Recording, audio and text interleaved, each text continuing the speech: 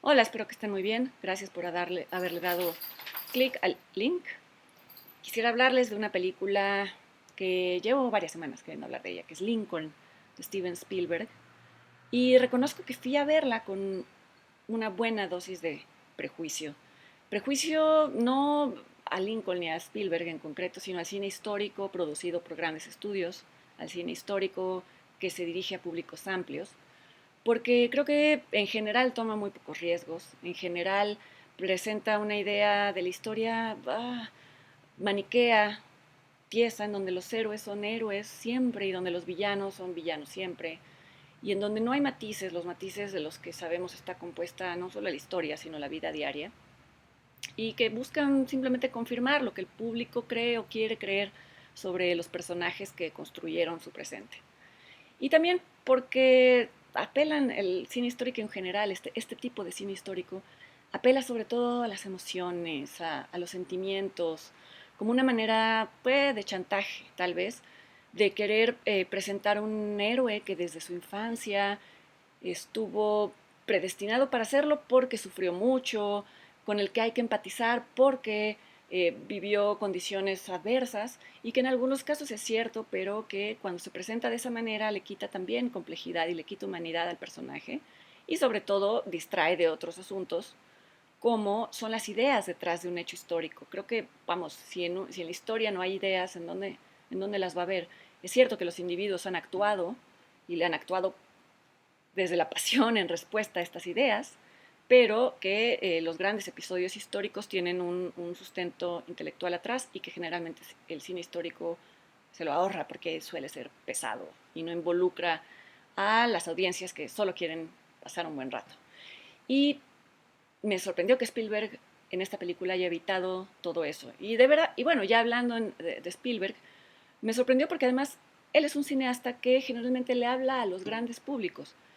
Antes que nada, debo aclarar que a mí me parece uno de los directores más talentosos y más hábiles y que mejor manejo tiene de la narrativa cinematográfica y que haga este tipo de cine no le quita mérito a sus películas, pero pensé que al llevar a un personaje como Lincoln vamos a apelar a todas estas emociones y hacer toda esta apología que ya se sabe que puede hacer maravillosamente y convencer a todo el mundo.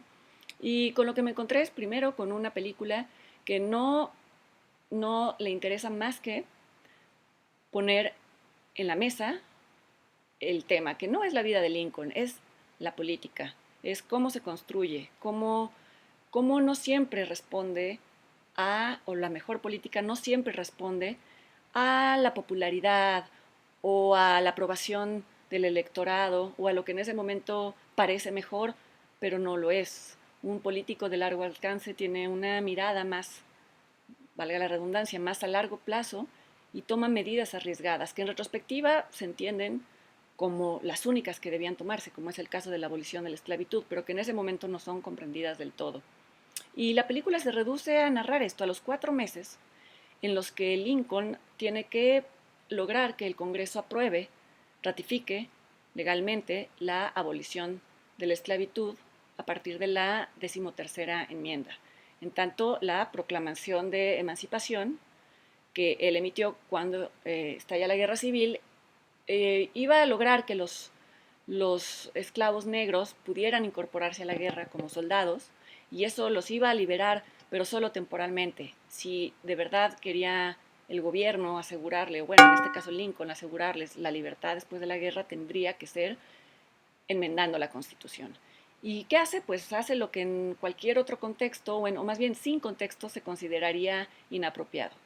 Compra votos, convence a los senadores en contra, es decir, se les apersona y les hace una especie de bullying.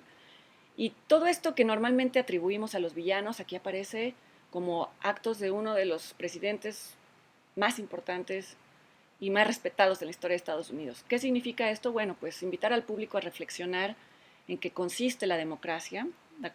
Consiste muchas veces en transar, que quiere decir no transar con Z, sino transar con S, llegar a pactos con rivales, si es que esto va a tener un beneficio a largo plazo, y que los personajes con temperamentos como Lincoln retrospectivos, introspectivos, melancólicos, a veces depresivos, no tienen por qué ser peores líderes.